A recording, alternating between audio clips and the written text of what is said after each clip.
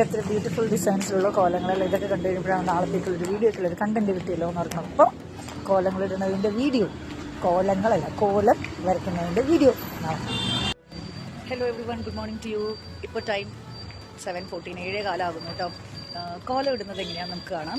Actually ഞാൻ ലേറ്റാണ്, ഇവരെല്ലാവരും രാവിലെ ഇടുന്നതാണ്. പക്ഷേ ഞാൻ ഇന്നലെ ഇവരോട് പറയുന്നുണ്ടായിരുന്നു കോലം ഇടുന്ന സമയത്ത് എന്നെ ഒന്ന് വിളിക്കുമെന്ന്. അപ്പോൾ വീഡിയോ എടുക്കാൻ വേണ്ടി ഇവർ ലേറ്റ് ആയതാണ്.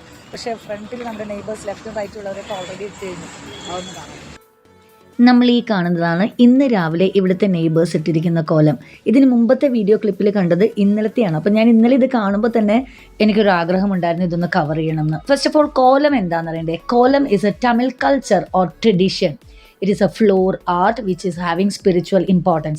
Actually, this is a way to welcome positivity, divinity, good luck, and of course, a way to ward off negativity. ഇതൊരു ഡെയിലി റിച്വൽ ആയതുകൊണ്ട് തന്നെ ഓരോ ദിവസത്തിനും അതിൻ്റേതായിട്ടുള്ള ഇമ്പോർട്ടൻസ് ഉണ്ട്. പല ഡിസൈൻസിൽ ഇതറിയപ്പെടുന്നു. പുള്ളിക്കോലം അഥവാ ഡോട്ടഡ് കോലം, സിക്കുകോലം അഥവാ ട്വിസ്റ്റഡ് കോലം, കമ്പിക്കോലം അഥവാ ലൈൻ പാറ്റേൺസ് ഉള്ള കോലം. എന്നാൽ ഫ്രൈഡേക്ക് ഒരു പ്രത്യേകതയുണ്ട്. ഏറ്റവും ഇമ്പോർട്ടൻ്റ് ആയിട്ടുള്ള ഡേ ആണ് ഫ്രൈഡേ. എന്തെന്നാൽ ഐശ്വര്യത്തിൻ്റെയും സമ്പത്തിൻ്റെയും പ്രതീകമായ ലക്ഷ്മി ദേവിയെ സ്വാഗതം ചെയ്യുന്നതും വരവേൽക്കുന്നതുമായിട്ടാണ് ഫ്രൈഡേയുടെ ട്രഡീഷൻ അല്ലെങ്കിൽ ബിലീഫ് എന്ന് പറയുന്നത്. അതുകൊണ്ട് തന്നെ പടിക്കോലം എന്നാണ് ഈ ദിവസത്തെ കോലത്തെ അറിയപ്പെടുന്നത്. അത് വൈറ്റ് കളറിലുള്ള അരിപ്പൊടി അഥവാ കോലപ്പൊടി കൊണ്ടാണ് ഡിസൈൻ ചെയ്യുന്നത്. ഇനി അടുത്തതാണ് നാൾ വരവ് കോലം.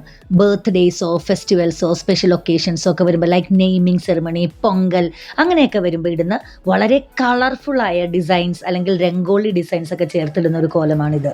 പല ഡിസൈൻസിലും പാറ്റേൺസിലുള്ള അച്ചുകളൊക്കെ ഇവരുടെ കയ്യിലുണ്ട് കേട്ടോ. പക്ഷേ ഏറ്റവും ഭംഗി ഇവർ കൈകൊണ്ടിടുന്നത് തന്നെ കാണാനാണ്.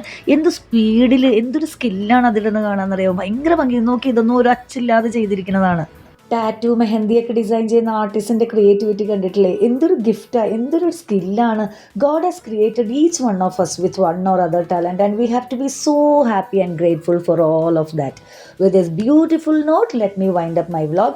എൻ്റെ ഈ വീഡിയോ ഇഷ്ടപ്പെട്ടെങ്കിൽ please subscribe to my channel. Also like, share and comment.